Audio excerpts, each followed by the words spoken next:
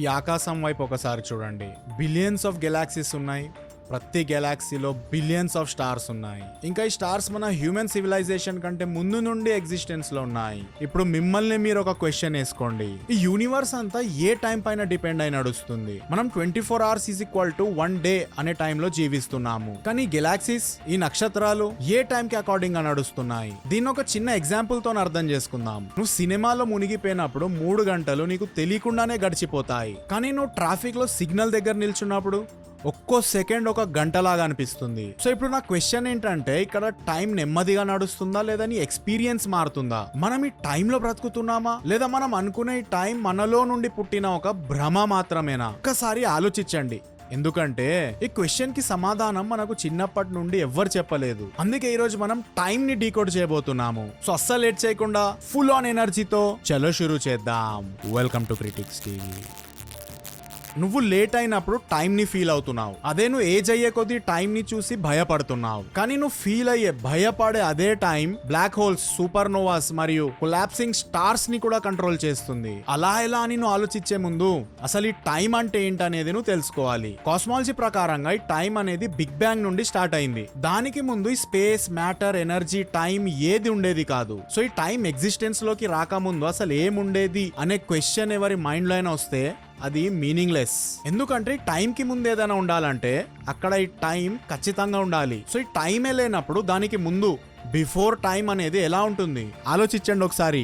Einstein ప్రకారంగా space and time అనేది space time అనే ఒకే ఫ్యాబ్రిక్ మీద ఉన్నాయి. ఆబ్జెక్ట్ యొక్క మాస్ స్పేస్ ని బెండ్ చేస్తే ఎనర్జీ అనేది టైం ని బెండ్ చేస్తుంది. శాటిలైట్ లో ఉండే క్లాక్ అర్త్ పైన ఉండే క్లాక్ కంటే ఫాస్ట్ గా తిరుగుతుంది. ఇది నేను థియరీ చెప్పట్లేదు, ఇది యాక్చువల్ గా మెజర్ చేసింది చెప్తున్నాను. ఈ రెండు క్లాక్స్ మధ్యలో ఉండే టైం డిస్టార్షన్ ని మనం కరెక్ట్ చేయకపోతే మన జీపీఎస్ అనేవి ఫెయిల్ అయిపోతాయి. సో ఈ టైం అనేది మన యూనివర్స్ లో మనం ఎక్కడికి వెళ్ళినా కాన్స్టెంట్ గా ఉండదు. ఇది స్ట్రెచ్ అవుతూ, బెండ్ అవుతూ, ఇది స్లో కూడా అవుతుంది.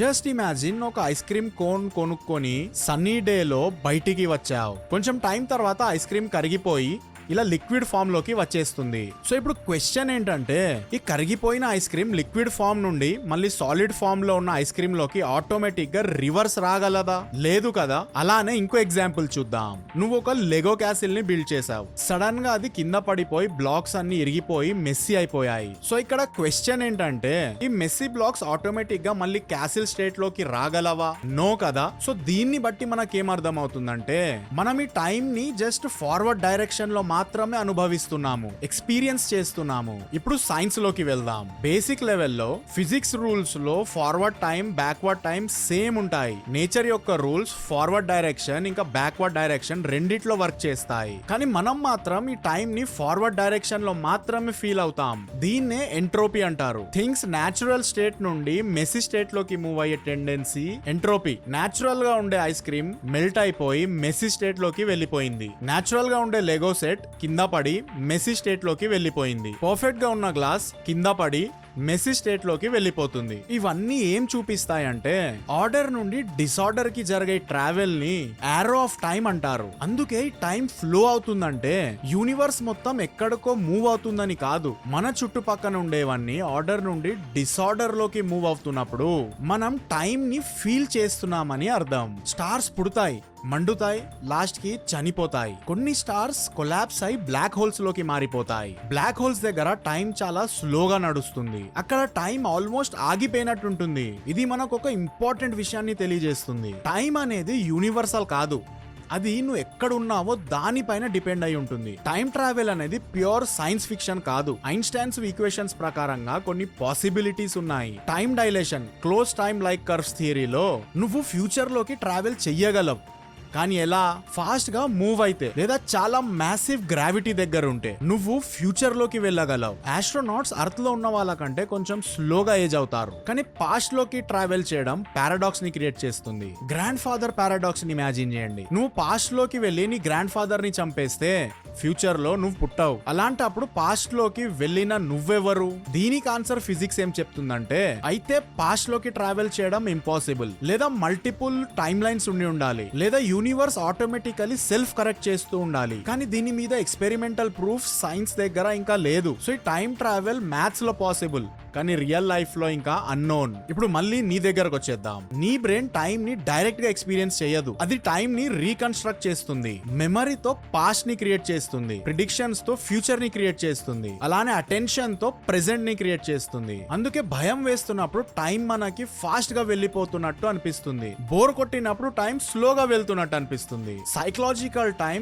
ఫిజికల్ టైం కాదు, రెండు వేరు. ఈ డెడ్ లైన్స్, ఈ ఏజ్ ఫియర్, లేట్ అయిపోతుందని, టైం అయిపోతుందని అర్జెంట్ గా క్రియేట్ చేసే అర్జెన్సీ మనలో ఫియర్ ని యాక్టివేట్ చేస్తుంది. ఇంకా ఈ ఫియర్ మనలో థింకింగ్ ని షట్ డౌన్ చేసేస్తుంది.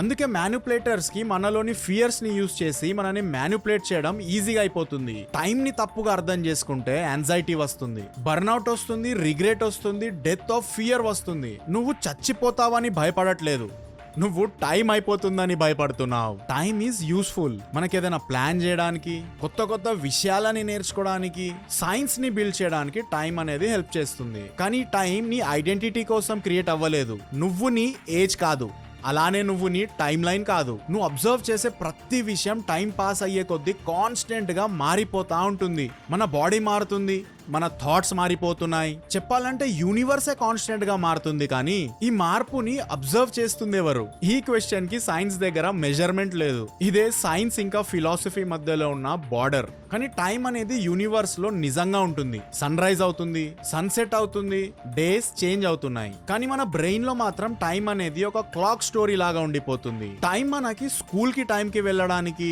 హోంవర్క్ చేయడానికి, ఫ్రెండ్స్ తో టైం స్పెండ్ చేయడానికి హెల్ప్ చేస్తుంది. కానీ టైం ని భయం కోసం వాడుకోవద్దు. లేట్ అయిపోతుందని పానిక్ అవ్వద్దు, ఏజ్ అయిపోతుందని టెన్షన్ పడొద్దు. టైం అనేది ఒక హెల్పర్ మాత్రమే, నీ బాస్ కాదు. అందుకే నువ్వు టైం గురించి కరెక్ట్ గా అర్థం చేసుకున్న రోజు నువ్వు దానికి భయపడ్డం ఆపేస్తావు.